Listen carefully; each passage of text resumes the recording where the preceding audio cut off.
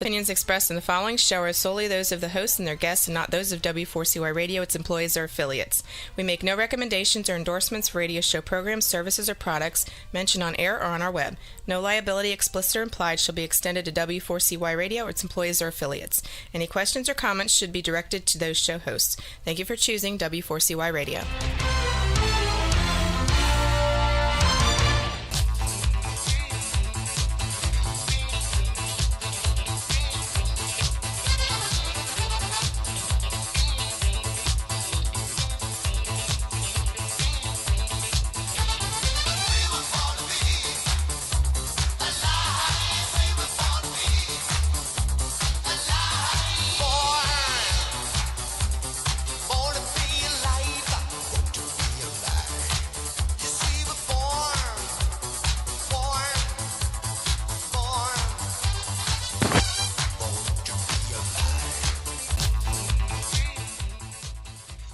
Wow.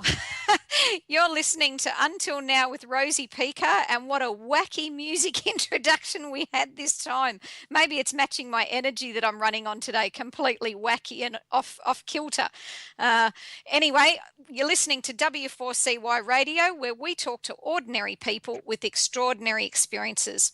You can join the live chat anytime by going to w4cy.com and ask us your questions, and somewhere along the program I'll get along to answering them. And remember to connect and like us on Facebook, Twitter, and even LinkedIn for those that are in there. Now, I've got a surprising guest today. Now, I say surprising because Gail Warwick is a phenomenal woman her wisdom is well worth listening to. She has direct access to spirit and spirit's insights. And it's rather interesting because that's not her normal everyday average career. We meet a lot of these psychics and individuals who have spent their whole life in that field or industry, whereas Gail turned to it much later in life after pursuing a career in the pharmaceutical industry. So she's a very intelligent woman. She speaks as quickly as I, so you best dial up your ears and your listening devices to go on super speed. We speak at the speed of light, but we'll both attempt to talk as slowly as we can for our listening audience. Are you there, Gail? Hello, Rosie. Great introduction. Oh, I got you. Nothing like a last minute, quick, how do we get everybody? I think that's how most people live their lives, isn't it? Yeah, it is. It's talking about thinking on the spot and acting really quickly, Rosie, to get it all together. Exactly. And I guess, we might live in the moment like that, but many people live their lives like that, helter skelter all over the place, a bit like our musical intro. And I love my song, Born to Be Alive. And for me, it's very rich and poignant because it was the song. My mother passed away when I was 28, very young to have lost her. And at that time, I was still a policewoman. So she was unaware that I went on later in life. While she was alive, she was unaware that I went on to this speaking career. And as such, my very first public talk was in front of a packed stadium in Albury, which is a country town in New South Wales, Australia, about 60,000 population, since we're talking to the US, and a lot in the US don't even know city suburbs about three boroughs away from them, let alone our little suburbs here in Australia. So 60,000 still a decent size. So we had a very full stadium and audience, and it was my first time ever public speaking. And my friend Steve Bowen was a DJ in the area. So he said, Rose, I'll do the intro. What song do you want? And I thought I wanted that Patrick Hernandez, Born to Be Alive, because it was so upbeat, so full of energy. And that was my message for everyone, is live whilst you are alive. And when I started walking up the steps whilst that song was playing, all of a sudden I had a vision of my mother sitting front row in the audience, proud as punch to be watching her little girl get up there on stage and the song belting out Born to Be Alive, while I was thinking in my heart that she's not alive anymore. She's not hearing it. So I had to fight back the tears, and I speak quickly anyway. I can tell you that day I spoke at 100 words a minute for the first 3 minutes till I calmed down. So you really slowed down? No, this is my slower mode for those that are listening. It's like those that don't speak English as a first language will have to get the repeat version that's on iHeartRadio and listen to it on that slow, garbled, warm mode that they had Born to Be Alive playing with in the beginning. So now yourself, now I love you and the way that you speak and the insights you share, and I'm just getting them prepared, because if they think I talk quick, wait till they listen to you when you're channeling spirit. They really are coming from galaxies away and have forgotten to dumb it down, not dumb it down, dial it down to our frequency that we're on. So today, what I particularly wanted a message for is because, especially coming up to this, they say the most wonderful time of the year, but I call it the most wonderfully emotional time of the year that we get exposed to, with all the feel-good frequencies that are piping out all around us. And when you really don't feel good, when you feel really, really lousy, that's just more of an irritant than it is an actual uplifter. What would you suggest, and what would your connection say for people in general having a difficult time at this time of year to have a more fulfilling life? It's still, our brain is, we've still got to be able to discipline ourselves to work within the laws and the perimeter that are successful for our own selves, and think of those times that we've had really good times and lighthearted energies within our lives. And, coming up to Christmas and festive seasons are often hard for a lot of people because of the emotions involved and the expenditure that's involved, and all those caring elements that are put on us by society and humanity becomes extremely, in our performance, pressurized. So a lot of people, have breakups around Christmas time. A lot of things show in personalities, whether it be in families or in partnerships, and it doesn't always come across as an easy time. And a lot of people recycle thoughts that go back a long time ago, when at times they've been unhappy at certain times of the year, and those recyclings start occurring, so they go into the same energy format and emotional formats as they once did when they've had complications or difficulties in their lives. So self-discipline, doing things that are playful and mindful, get out with pets, be around young children, play with balls, do colouring in. Colour art is fantastic with lifting, the psychology points within our own selves to look at things through a brighter line.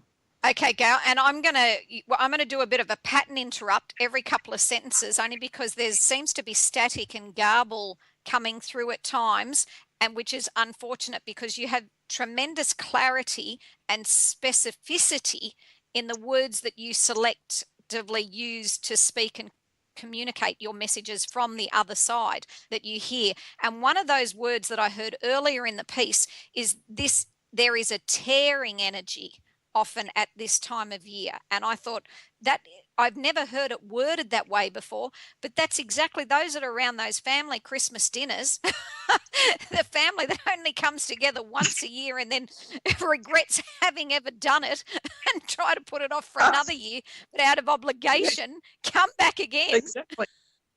Well, it's funny how, like some of those people that we call family, if they were just people out there in humanity, we probably wouldn't select to sit beside them at the chair.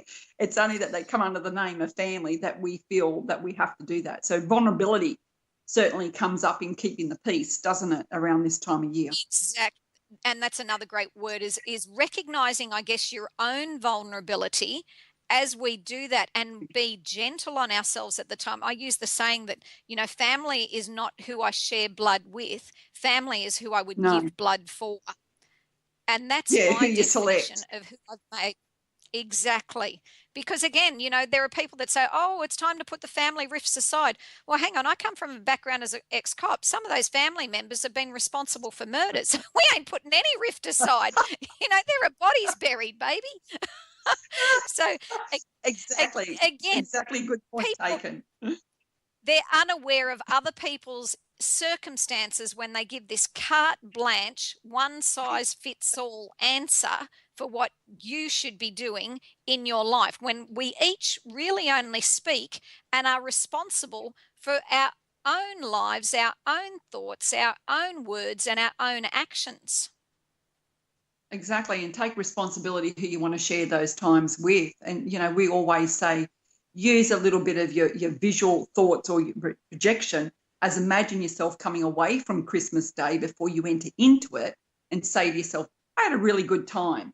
And those people that you are coming together with, that every now and again there might be one or two that you don't get along with, well, then be polite, but stay away from them. Go mix with the people that you do get along well with. So therefore you're enjoying a good time and having a good time, but you're not creating any rifts there either. That's a great idea. Pre-pave your day that you can do Yeah. intuitively or imaginative and creatively in your own mind. And you need nothing to do that other than that grey matter that you shake around every now and then on the dance floor or upside down after a few too many vinos, that we've all got access to that. Yeah, well, when you think about it, we're all visionaries of our own path and our own journey and destiny. So to utilise it in times like that, whether it be at family gatherings, look, it could even be connected to colleagues in, you know, a business function coming up to Christmas, and some of them you just don't get along with. You're just simply in the job because it pays the way. And hopefully that's not the case, but a lot of people are in that. Still do the same thing, you know, or if you're getting on a plane to go somewhere and you're not a great flyer, you know, preempt it. Imagine how you want to come back saying how you want that to be, and it will majority play out that way. So absolutely, you can do your own predestined elements there and be really strong about how you want that to be for yourself. Exactly. So envision it. And it's interesting. I chose on today's topic, I thought, oh, we're talking about that most emotional time of the year that's coming up. Mhm. And emotions are just energy in motion. And I got stuck on the E words. and I'm going to go through these E words. Still audible. Have you still got me, Gail, or have we got a problem? Yeah, you're breaking in and out. Okay, I'm not sure whether it's my connection or your connection or the server's connection, but we'll continue. They'll let us know, Rebel will let us know how we're going audio-wise. If she can hear us well, she can leave me a comment and say we're doing fine. No, we're okay. So those that want to join the live chat, w4cy.com, and ask your questions to Gail Warwick. Yes, she does hear from the other side, but she speaks more to not so much the individuals that have just passed on. Let's go above that to those that have got a greater level of insight, and let's call it a spiritual collective, if you will. So let's access some of the spiritual collective insights that changed your life from your pharmaceutical career that you worked in previously to move into this new sphere and phase of your life. What sort of exacerbated that or introduced it? I had a severe back operation in the lower spine and spinal fusion going back many years ago, and it was only successful on one side of my spine, and I was pretty much an invalid for 3 or 4 months recuperating from all of that. And I had 2 young girls at the time, and they were very young, and the doctor told me then that I'd never work again. I wasn't allowed to pick my children up. I couldn't really carry groceries. I wasn't allowed to hang washing on the line. And I thought, to bugger with that, that's like giving my life away. I'm not going to do that. I didn't have children to sit on the sidelines and watch them play and live their lives from a distance. So with that in mind, I become curious, and I started looking into, you know, I went to a market that was at Coffs Harbour here in Australia, and it's a little marketplace, and they had a practitioner there that did kinesiology. And I lined up, and what she could tell me very quickly without ever knowing me was brilliant. And the relief that she gave me in doing a kinesiology treatment on me was incredible. And although that I had to go back every 6 weeks and find somebody in Taree who did it at the time, the relief was fantastic, and I didn't have to take any pain medication over those periods of time that I continually went to kinesiology. So kinesiology was your introduction? Yeah, well, it gave me insight into myself that made me think, well, if that tool can let people know, that tap into me, what's going on within myself, it's time, you know, for me to find out, you know, what I'm ruled by. And, you know, is there a naivety about myself? Is there something that I need to prepare myself for or change to integrate a different thought or a different way of life altogether? So I didn't go into any course of kinesiology, but I become interested in it. And then after reading up on a couple of books, all of a sudden I just heard, you know, information pop into my head. And when I looked back, and I was pretty much a loner in my life, I realised that I always knew things. Like, we come from a small town and there was a lot of cliquey people there, you know, like the football crew, and And I never wanted to be associated with them, because if there was 10 women sitting at the table and one would go to the toilet, the 9 other people would talk about the person who went to the toilet. When she'd come back and somebody else went, then the other people would talk about that person that went to the toilet and come back. And I was determined I was never going to do that in my life. I didn't want to be associated with people that deliberately undermined a person behind their back and not to their face. So then all of a sudden, when I went into kinesiology, as in reading the books, not doing the course, and I heard my guides, they would tell me what to do for myself. And with doing that, I went back to playing competition squash. I went back to water skiing. I did everything that a normal person could do and still do today without any pain medication at all. And that's what got me in, or made me realise that my ability was already there. And I always say, Rosie, that I found that key point when I become happy. When I become happy in my life with the husband that I have now, it just clicked on and took off, because there were all the times within my life that I come across kinesiology, I come across that lady in the marketplace, and I was just drawn to research and look for things that I knew but didn't know how to bring it forward. And that's when that all took off for me. So I always say it's when I become happy, because I had a miserable life before my second husband. I had a very abusive man in my life. And if I even disagreed with anything that he said, well, then I was always the one that was wrong. So when that time come to an end, and when I knew to move from there, and I moved, and there wasn't a lot of support in my life back then, that's kind of where all that unfolded. That was a whole big cycle in my life that everything changed. And I told you right from the beginning, I'm running on warped energy, and I'm just proving my point. This is one of those things, what you say is what you get. And I'm just proving it on live radio, and I have to really apologize to our listeners, but it's a great way that Spirit gets across the message, because words don't teach, only experiences do. So when you get the experience, then you get it cellularly. However, just hearing it is like, yeah, blah, blah, a little bit more of that. Now, you need to say, I'm running on one of the questions we got asked by one of the listeners, and I hope they haven't given up thinking, oh my God, they haven't got their stuff sorted. I'll come back later. And they'll let me know if they did. They asked the question, did you get this ability to speak to the other side from an injury? Do you think that's something that actually made you open up or become aware or take time out in order to be more attuned? No, I don't put it down to the injury at all. I put it down that I always had it. It's when I moved into an alignment in life where I found more peace about who I was and realised that my differences were to be harnessed, not to be depleted. Yes.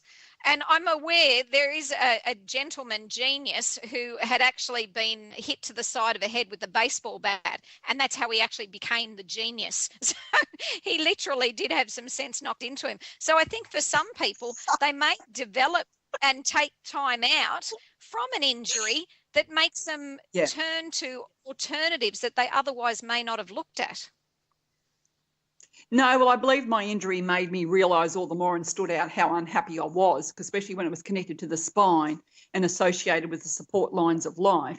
It was just really come up that I couldn't ignore any longer what I'd been putting to the side for such a long time, because I had 2 young girls and no support to help me with. I'd moved on from my husband at that time. So it wasn't the injury, it was the awakening that come from that made me realise I'd already had the ability all my life. I just thought everybody had the same thing, because I come from a big family. We didn't talk about things very much. I just thought everybody had the same as what I had, that it was an ability. It was just normal. And it wasn't until later on I realised, oh my God, it is something quite different. And we were doing filming here not that long ago that you shared quite an extraordinary experience with me that I'd love for you to share for the listeners here. Is that about the young boy? Yes. Yeah, one of my first clients was a lady who bought her young son, and he was only young, and she couldn't get to the bottom of the root cause of what was going on with him, and he was very distant. He was really shut off in his emotions and thoughts, and I just started talking to him, and information started coming through about the young boy. I was about to send them away because I was trying to use a technique a bit like kinesiology, although I never had training for it. And it was blocking and shutting me down because he was so shut off from the world. So it forced me to listen to what I already knew. And I heard them saying that, how he was not wanting to be here and had thought about suicide, and that he'd had a lot of issues with his dad. And there was a lot of things as I spoke it. His mum was very upset in the room, but also at peace to know what was going on with her son. And the young boy verified everything that I was saying about, the disappointment in the connection between him and his dad, and how he'd been feeling that way for a long time, and he just didn't want to live anymore.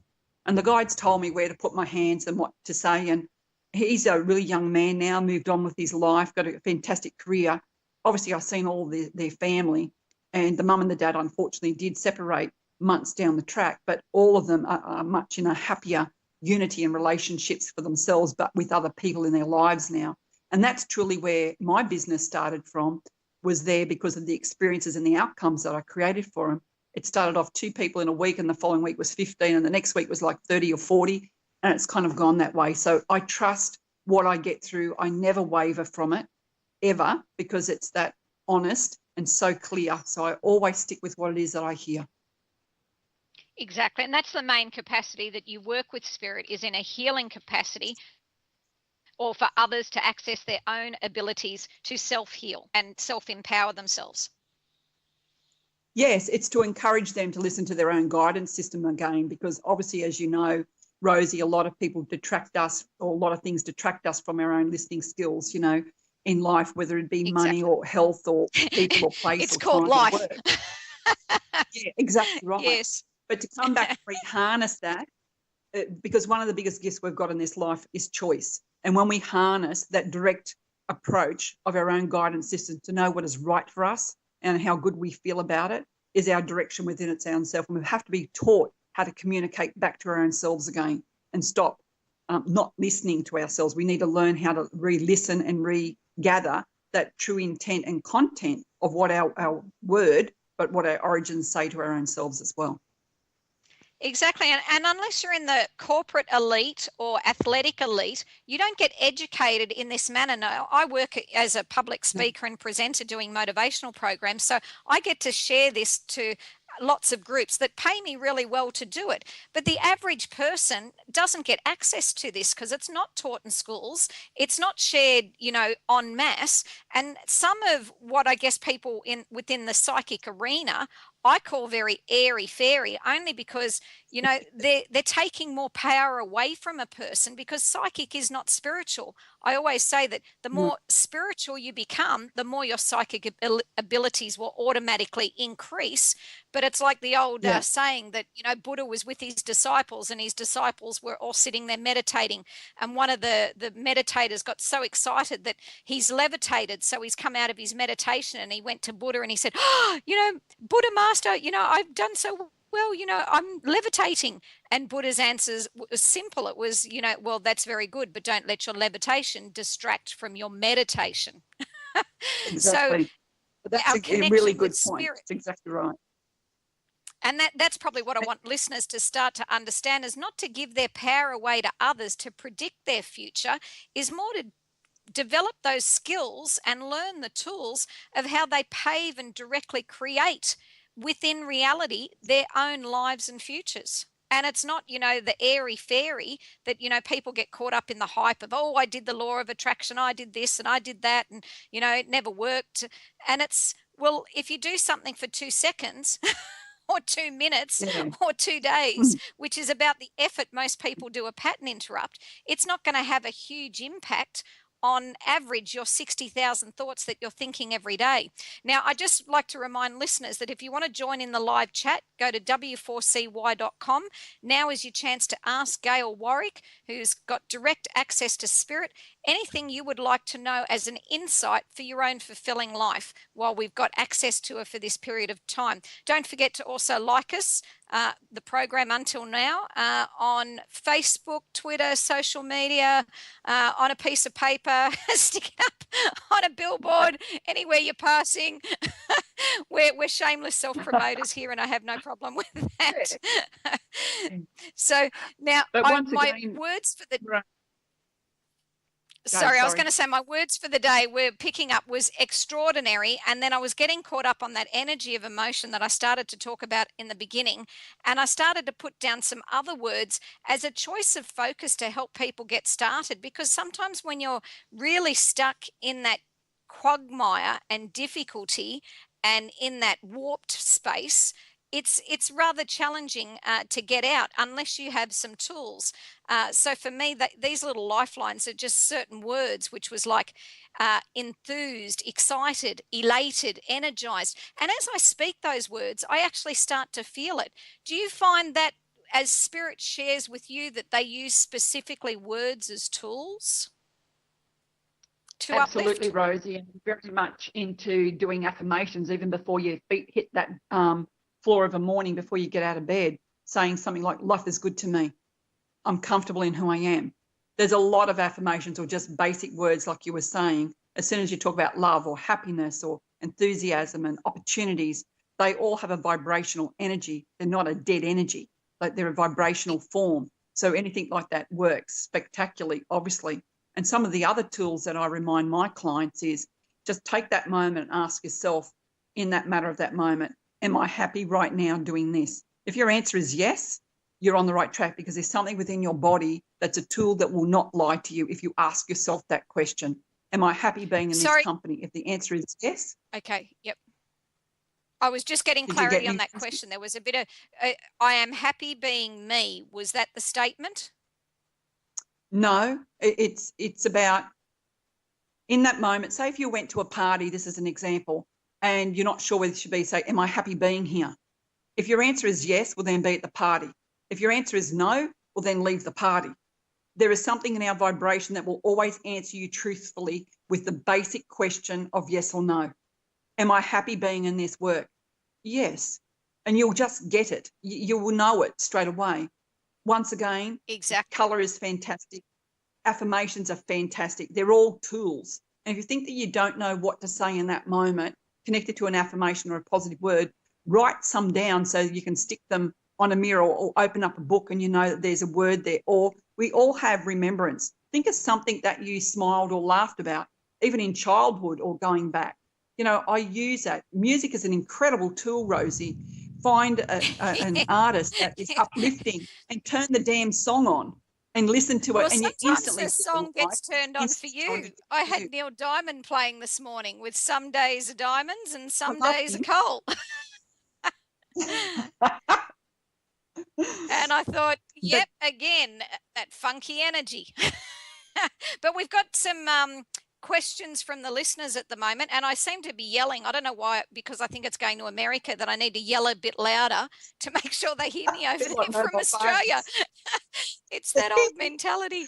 It's like it's like when you have an argument, you got to stand up just to make your position heard that bit better rather than doing it sitting down. You can never argue laying down. There's a tip for my listeners. Have a go. You'll soon find that it takes all the steam out of it. Some of the questions listeners are asking is, do you do readings for listeners? Well, we're not going to in this short time frame. Can you tell me if you have any messages coming in from the other side? Well, I think we might use a bit of this time to educate on the other side, because the other questions are, what spirits do you hear? And is there a more positive time of the day to hear the ghosts?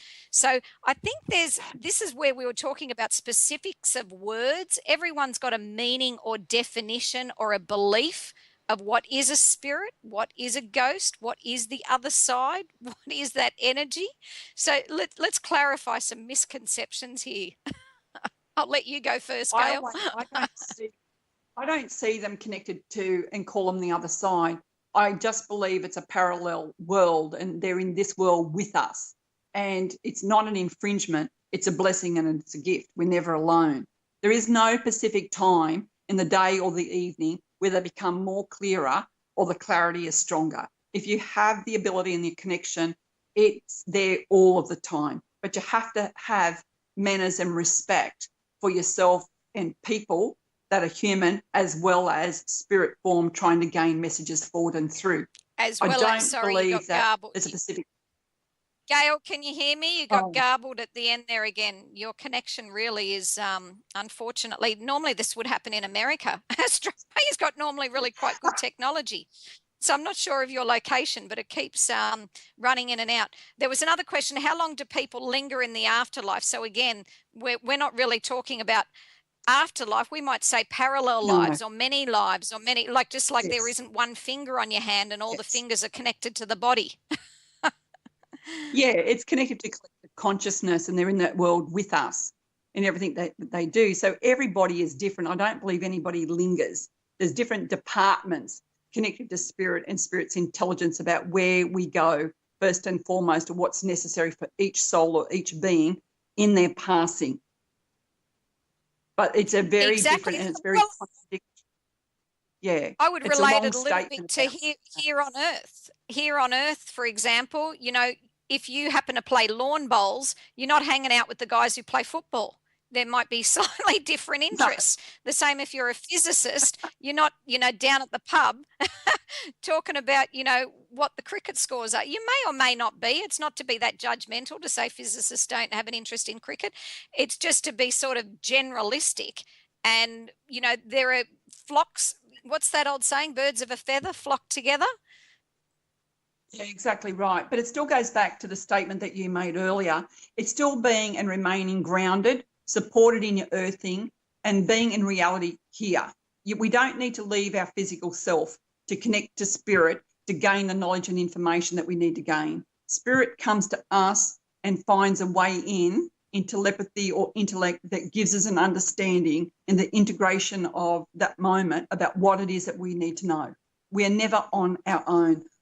I believe that at times when we start trying to investigate too much of spirit, we can get caught up in a world that is there, but we often will go out to try to find the answers. Our answers are always here when we live life. When we become a component in the realities in being human, everything else switches on for us. But the biggest thing that we all need to know is you're safe. You know, people are safe. It's not about a big complicated element here at all. You know, and it's not foreign to us. It's just whether we choose to listen to it or whether we don't. And it's there around all of us, and we all get guidance at some points of time or at all given times in our life. And spirit can often put people in your life to give you a message that you're not getting elsewhere directly from yourself. Exactly. Even when they start yelling all the way from Australia so that you can hear it. Yes. I actually wrote an article earlier today before I came on here, which was I should have called it Rosy Rainbows, but the picture I shared was a rainbow straight over me, a huge one. But I did title it, you know, some days are diamonds and some days are coal, in understanding that, you know, we have our choice of focus in every single given day, and at any moment there are things that occur to us which is warped, garbled, challenging, difficult, and we can interpret it either as deflating us, taking the wind out of us, you know, exhausting us, expiring us, retiring us, or we can take the other perspective, which is that often these opportunities or blessings in disguise that we only discover after the fact. So if you give yourself the benefit of that thought before the fact, you'll soon make your difficulties become a fantasy. And that's fact. And when I say fantasy, being the ideal of what you really want occurring, I believe we're always moving to better, to better, to better if we actually look for it. Well, everything about life is expansion anyway. It's evolution. And, you know, the best tools in our lives that are symbolic to everybody is stay calm. Find that calmness, find that point of harmony. That's why we're also spoken about like meditation, but meditation can be sitting quietly, but it can also go for a walk or sitting by the beach or the water or being in fun and laughter. Meditation can be a movement also and as well. You know, things like burning lavender or sandalwood or sage oil, things that soothe the soul. Things that are root vegetables or licorice, they soothe the soul. They're heartwarming. But to be and remain of your own self and not be distracted from other points out there that are variable is a really strong discipline act that you have to be able to harness really well in this lifetime, because otherwise there's so many things out there that can just flavour you one way or another. And it really comes back to yourself and doing those practical things that are not complicated, that are really supportive links in our life that a lot of people have forgotten about, in all honesty, that are in a day-to-day basic element. go for a walk, recreation, eat vibrational foods, which is fruits and veggies that are in season. They keep you light, they keep you happy, they're least expensive, they've got more flavour in them. Your water intake, music is fantastic, laughter is fantastic, and breathe. How often do we forget to breathe? So, Exactly. you know, it could be getting a balloon and blowing it up. Anything with the lungs and the heart represent expansion and represents the art of allowing. Well, I generally have those experiences that make me go, like when I held that tarantula in my hands at Sedona. So it's one way of getting a big breath in. Those almost heart attack moments. Oh my God, you never feel more alive than when you're right on the edge. And well, then obviously you're you've grateful got an for all that you adrenaline have. surge, Rose. Yeah, I'm learning that I've got some favorite words. Like I started with some of them, such as enthused, excited, elated, energized, but ecstatic, entertained, enlivened, engaged, engrossed, empowered. You know, as soon as I hear these, automatically I'm like, yes, that's me. But I thought my favorite word out of all of these is actually a really simple word that I think is achievable for everybody, which is easy. I love easy. And that I really is a love great life being word. easy. Well, I'm always told, you know, from, you know, spirit that simplicity and ease is really where we all should be, and synchronicity in life, that we have a tendency to complicate it. We need to come back to those basic elements and harness life again and enjoy life at the really reality levels that we need to. And it becomes so much easier. I just believe too many people live their Yes, there life was from a a lot of distance, static Rosie. there. So I'll just rephrase. I believe you said that simplicity was the most important, because as human beings, we tend to overcomplicate and add too much. Like, seriously, the longest word in the English language that takes to pronounce, I think it was 7 hours. It takes to pronounce it. So we certainly do overcomplicate. So yes, your context, your message then got garbled. So if you can repeat what you were saying before, that Spirit says about simplicity. Well, Spirit says it should be about, you know, simplicity and synchronicity, you know, and that creates that reality of what it is that we live. That we complicate it, and we don't need to complicate anything. That in the analytical forces of life, almost from the time we're born and even at school, we're told, try harder, you can do better. So therefore, we think when things are easy, well, it's too simple, it's too easy, it can't be that simple. Yes. So then we try to complicate it. Oh, they're painful words, try harder. It's like, try and pick up that pencil. You either do or you don't. There is no try, as Yoda says. So why would they say try harder? That's like not being able to do something even more and making it feel even worse. And people live their lives like that. Try harder. And exactly. Yeah, Keep and exactly. efforting. Or I've got to be better than what I'm producing right now. And if I'm not doing it, I've got to look like I am. You know, it's that conscientious element. If you haven't got anything to do, you know, at work, well, then look like you're busy. Clean the shelves, as long as you look like you're busy. All those profound effects, really, we harness them differently and think, well, obviously life is complicated, more than what I thought. So then I'm coming out of the easy mode and I'll go into complicating it, because if I work hard for things, well, then it's a deservedly so act. So if I then think I deserve it, well, then I can have it. Doesn't make any sense. We don't want that contrast to have. But we're educated by those around us and influenced by those around us, and many that have gone before us with exceptionally difficult times are the first to say, you know, life is tough, life is hard, there are challenges, so just buck up, buckle down, do the hard yards. You know, in Australia, we've got so much lingo for this. We do all our monuments to the people that did it the hardest and the toughest, and we salute that and we celebrate that. So therefore it becomes, you know, almost abnormal to think that life could possibly be easy, that life could possibly just be enjoyable, that let alone it could be actually ecstatic, or dare I say that we be exemplary in whatever we do. I used that word recently with someone and they said, you just don't say stuff like that. And I said, why not? I can be exemplary in what I do. So, yes, so apparently, and as our listeners are asking, you know, why is it that we make things complicated? Where does this thought process come from? So if you find an easy way to do things, you are wrong. Well, it's an analytical form through generations and generations that go back through history channels that says, try hard, fight for what it is that you want in life. Don't think it's going to come knocking on your door.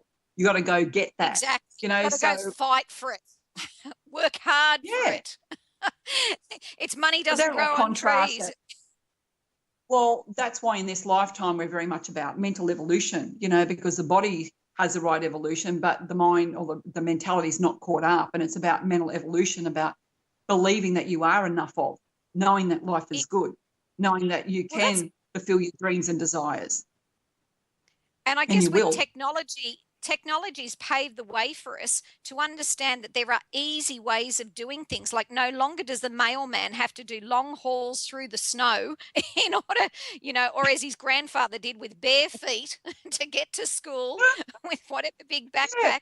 You know, those days are actually gone. We can do things with ease and simplicity. Look, you know, at Gates is an exemplary example of how he didn't know what he was doing in the beginning. He found what is easy for everyone utilizing his products today, you know, has made him a very wealthy individual. But he's not just wealthy financially, he's wealthy in his mindset. He understands that life is those moments that are connected that fill you up with spirit. And you know when you're filled up with spirit because it says, the word says, spirited, feel good, feel excited. You know, some people think I'm too excitable. And I think, well, what's worse, being too excitable or too goddamn dead whilst you're alive? I know which one I'd pick. Yeah, exactly. But that goes back to the old saying, you know, think rich or be rich and rich will come. And what that really means in its interpretation, be competent and comfortable with your own self, have that love of life, and life will play out well for you. It's not a complicated story. Life is not complicated. You know, even to take that time to go for a walk. How often do we make excuses? I'm too busy to go for that walk. Well, find 10 minutes, even if it's after dinner, go for that walk. And how often do we coordinate spirit and the universe to delay things by saying, I'm going to go for that walk today. Today comes, you didn't go for the walk. I'm going to do that walk tomorrow. Tomorrow comes, you don't do that walk. So you're patterning and you're conditioning and controlling your word that says, I never delivered to me what I want at the point of time that I ask. And we train the universe to delay what we're asking for.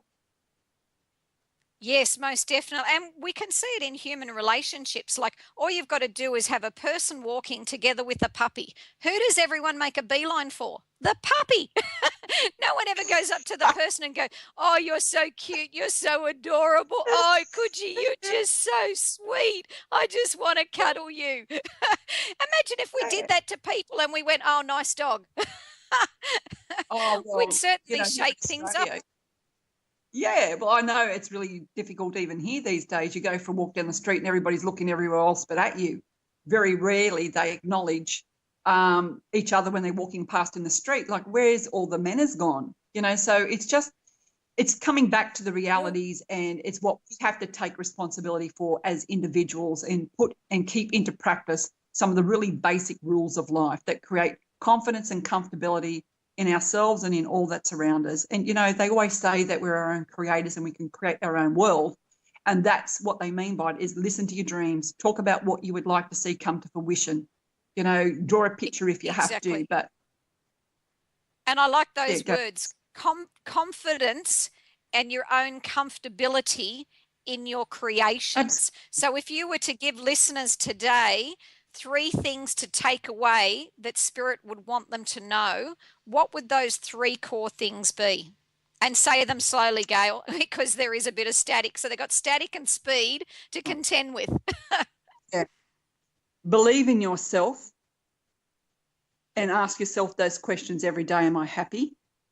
And then if you're not, make the changes that make you happy. Do the things in life that are really basic daily, like going for a walk, music, listening to laughter, reminiscing about things that you've laughed at. And also the other thing to help you to create your own world, imagine if you had a genie, if you had a magic wand, what would you ask for? How do you want to feel about life? How do you want to feel in your work? How do you want to feel in relationships?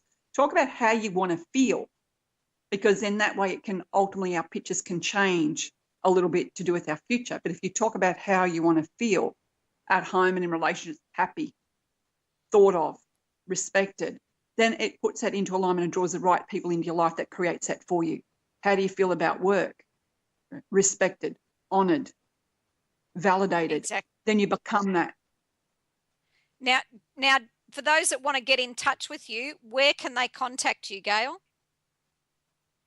It's info@gailwarwick.com. Okay, so info@Gail Warwick, which is spelled Gail, and for those that like phonetic, it's Golf Alpha India Lima .Warwick, WARWICK, which again is wickedly available, romantic, wonderful individual called now what's a K word that's clever? I misspelled clever.